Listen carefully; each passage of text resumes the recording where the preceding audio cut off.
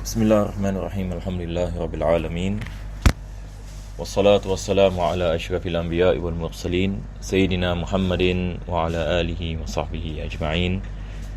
Alhamdulillah, we begin by praising Allah subhanahu wa ta'ala for this opportunity for us to continue in our lesson in Adab Suluqil Murid and likewise in Muqaddimah Hadramiyah.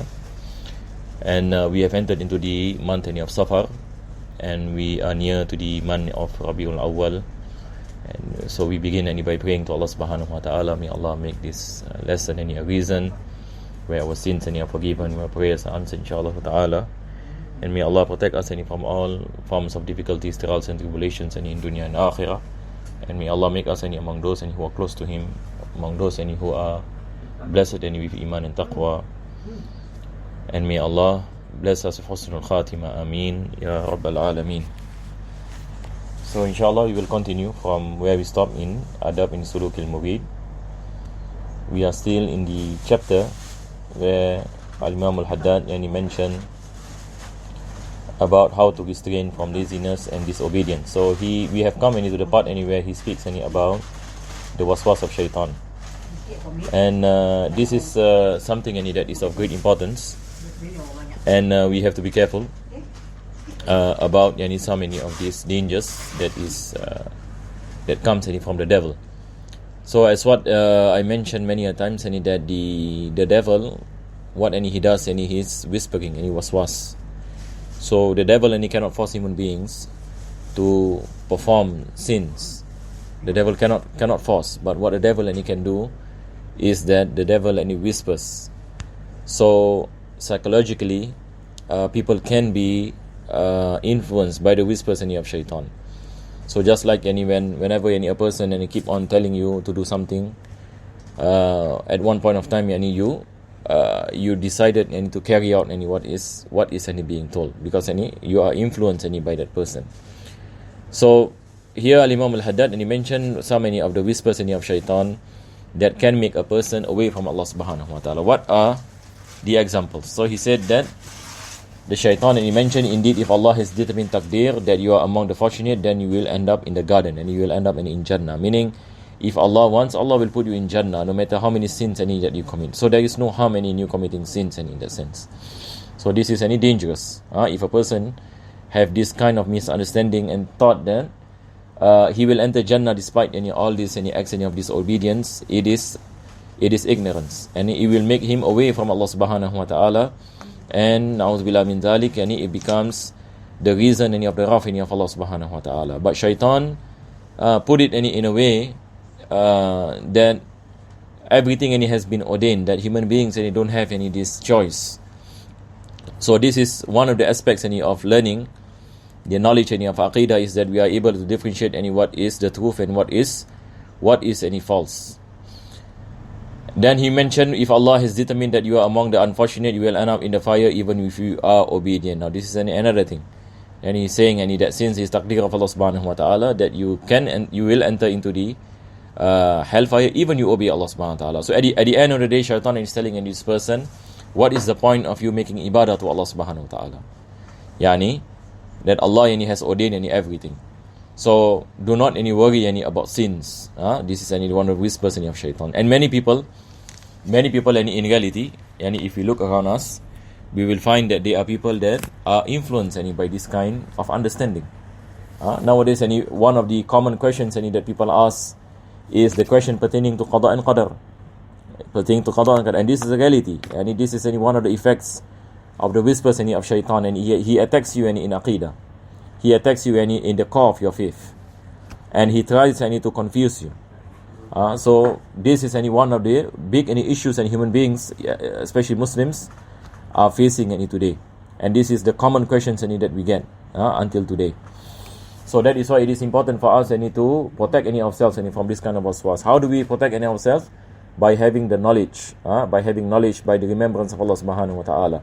So knowledge is the barrier. Knowledge is the protector. If without any knowledge, people can be astray despite having remembering Allah subhanahu wa ta'ala. So this is the thing that we have to understand. So that is why our scholars always mention that the path to Allah, first thing is knowledge, al-ilm.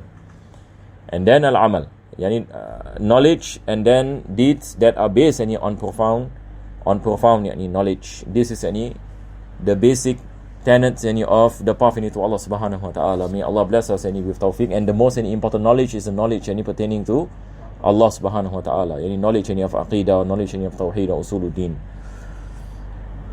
Then Imam al-Haddad advised us by saying, do not be taken in what the shaitan he said, ignore him. This is so because the decree of future events is hidden, and this is the reality. We do not know what is the final abode and what is the outcome, what is the ordainment of Allah subhanahu wa ta'ala. It is not obvious to him. Only Allah knows, and none of his creation has anything to do with it. So as long as it is within the knowledge of Allah subhanahu wa ta'ala, we should put in any efforts by obeying Allah subhanahu wa ta'ala, refraining from his prohibitions, and beseeching Allah subhanahu wa ta'ala always that Allah save us from all forms of punishments and trials and difficulties.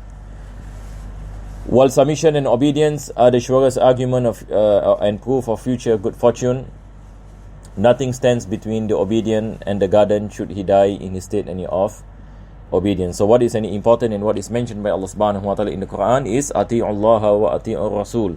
Inna ladina amanu wa amilu salihat lahum jannatu adnin tajri min tahtiha al-anhar khalidina fiha. Yani inna ladina amanu wa amilu salihati ulaika hum khayrul bariyah. Yani those who obeys Allah subhanahu wa ta'ala, those who has iman, Allah subhanahu wa ta'ala mentioned that they will surely enter into the Jannah. They will enter into the garden. Here, the garden here basically means the paradise of Allah subhanahu wa ta'ala, Jannah. And what is the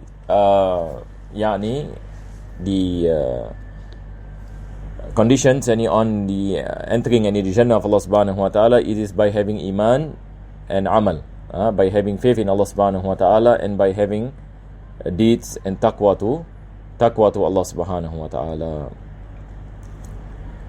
Then he mentioned whereas disobedience is the surest proof of future and ill fortune. So the path into Jannah is the obedience of Allah subhanahu wa ta'ala. The path into the hellfire is disobedience to Allah subhanahu wa ta'ala. And the fact that we do not know what is going to be the ordainment of Allah subhanahu wa ta'ala at the end of the day.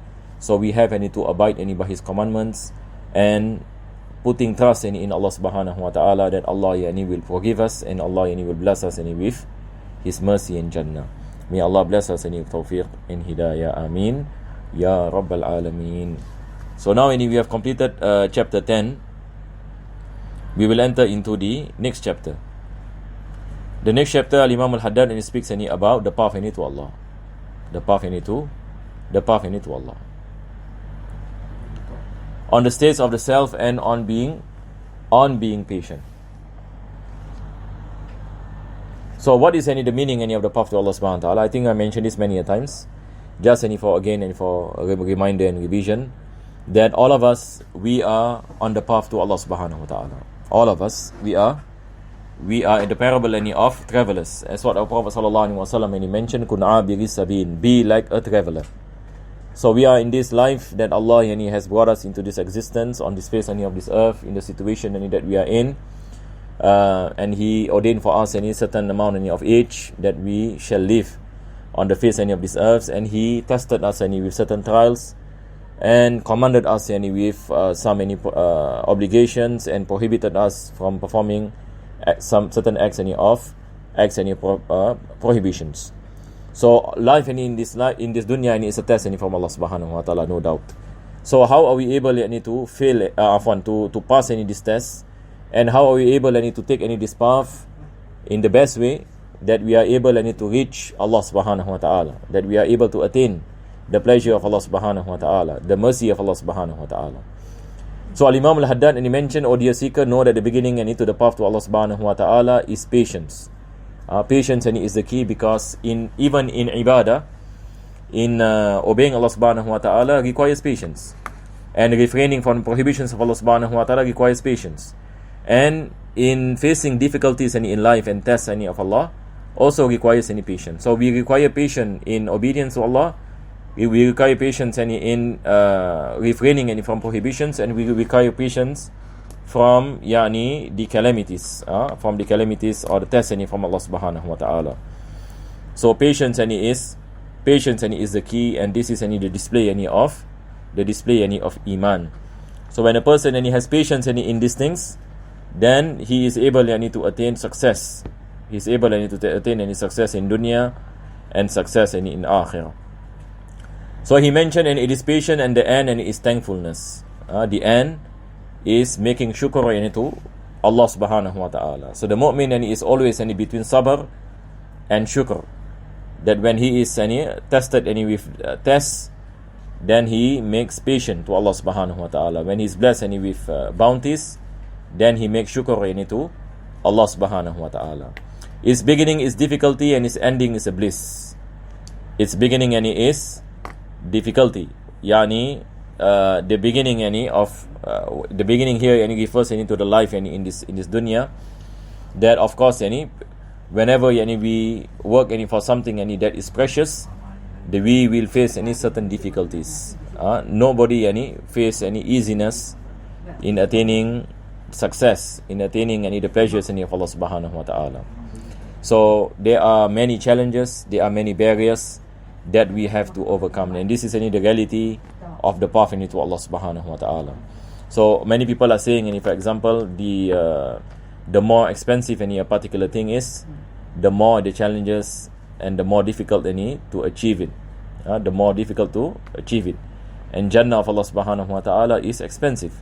And there are prices for the Jannah of Allah. And the price of the Jannah is the obedience of Allah subhanahu wa ta'ala. And all this requires as-sabr.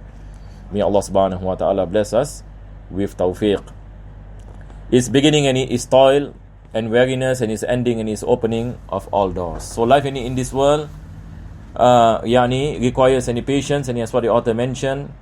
And at the same time also there are many difficulties, many trials, many tests, and people will be tired and going against the nafs, going against any shaitan, forcing oneself to obey Allah subhanahu wa ta'ala, to remember Allah subhanahu wa ta'ala. All these are the difficulties, but at the end what will happen is that Allah will open the doors of success and the doors of paradise. So basically Al-Imam Al-Haddad here speaking about the path to Allah subhanahu wa ta'ala requires mujahada.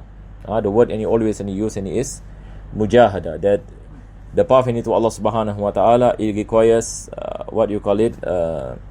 mujahada is putting any efforts to